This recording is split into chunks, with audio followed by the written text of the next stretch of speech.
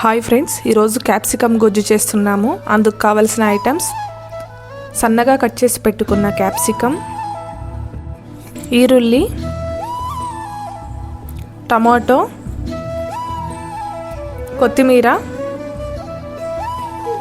జజ్జి పెట్టుకున్న వెల్లుల్లి, కరివేపాకు.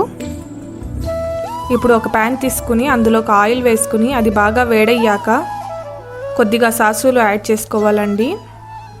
అది బాగా చిట్లిన తర్వాత అందులోకి కొద్దిగా జీలకర్ర యాడ్ చేసుకోవాలి. జీలకర్ర బాగా చిట్లిన తర్వాత ఇందులోకి మనం జజ్జి పెట్టుకున్న వెల్లుల్లి అనేది వేసుకోవాలండి. అందులోకి కట్ చేసి పెట్టుకున్న ఈరుల్లి అనేది యాడ్ చేసుకోవాలి. ఇవి రెండు బాగా ఫ్రై చేసుకోవాలండి. ఇందులోకి మనం కరివేపాకును యాడ్ చేసుకోవాలి. ఇందులో వెల్లుల్లి ఫ్లేవర్ అనేది చాలా టేస్టీగా ఉంటుందండి. కరివేపాకు వేసుకున్న తర్వాత బాగా ఫ్రై చేసుకోవాలి. ఇందులోకి సన్నగా కట్ చేసి పెట్టుకున్న క్యాప్సికమ్ని వేసి బాగా ఫ్రై చేసుకోవాలండి.